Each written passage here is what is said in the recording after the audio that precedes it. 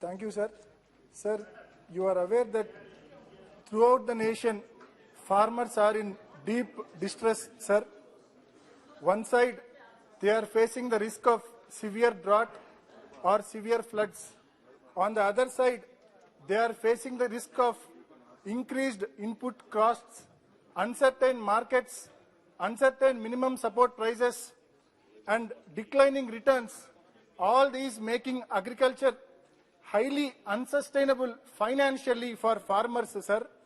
So to help farmers to come out of these distress conditions, what strategies and what innovative solutions does NAIP suggest? And also to help farmers to come out of these distress conditions, will the Government of India pass Minimum Support Prices Act in Parliament stating MSPs for all kinds of crops and for all kinds of seasons, sir? Thank you. माननीय अध्यक्ष महोदय जी, माननीय सदस्य ने जो प्रश्न पूछा है, इसमें कई विषय एक साथ उन्होंने पूछने की कोशिश की। एमएसपी का विषय रखा है, लागत में सुधार। इसमें भारत सरकार के द्वारा कई स्टेप उठाए गए। माननीय प्रधानमंत्री नरेंद्र मोदी जी के नेतृत्व में सबसे बड़ा पहला काम कृषि के सुधार के और इनकम बढ़ाने की दृष्टि से और अन्य चीजों को लेकर जिस तरह से काम किया गया, पहला काम कृषि का बजट बढ़ाया गया। जहां कृषि का बजट पहले 21,000 करोड़ रुपए होता था, उस स्थान पर अब कृषि का बजट 1,23,000 करोड़ रुपए कर दिया गया है। और इसके साथ ही एमएसपी के अंदर भी 2016 के अंदर आप सबको संज्ञान में है कि एमएसपी के अंदर 1.5 गुना किया गया। किसान सम्मान निधि के तौर पर इस देश के अंदर किसानों को किस तरह से संबल मिले, इस दृष्टि से 11 करोड़ किसानों से अधिक किसानों को किसान सम्मान निधि के तौर पर 1,60,000 करोड़ से अधिक राशि किसानों के खाते में पहुंचाने का काम किया गया है। और इसके साथ ही हॉर्टिकल्चर की स्कीम है। हॉर्टिकल्चर स्कीम के अंदर MIDH के माध्यम से हम किसानों को सपोर्ट करते हैं कि किस तरह से वो सपोर्ट डाइवर्सिफिकेशन पे जाए या उनको किस तरह से लाभ मिले।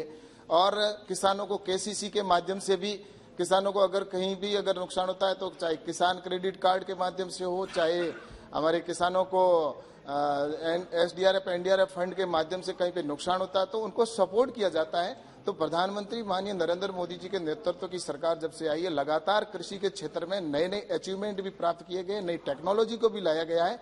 और निश्चित रूप से आने वाले समय में किसानों को जो लक्ष्य है इनकम बढ़ाना, उस दिशा में भारत की सरकार है वो काम कर रही है।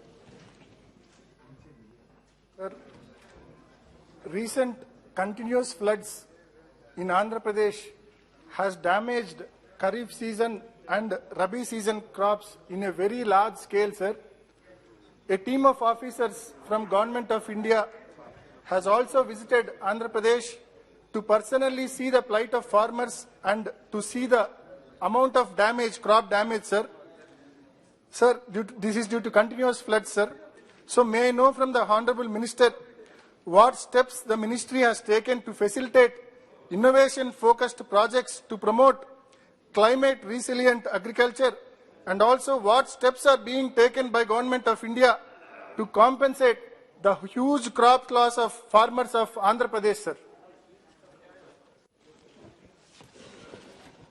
ऐसा है कि माननीय अध्यक्ष जी, ICR के द्वारा कई ऐसी वैरायटियां भी निकाली जा रही है जो जलवायु के अनुसार उनके अंदर किसान उनको अगर बोएगा तो उससे उनको जरूर इसमें सपोर्ट मिलेगा।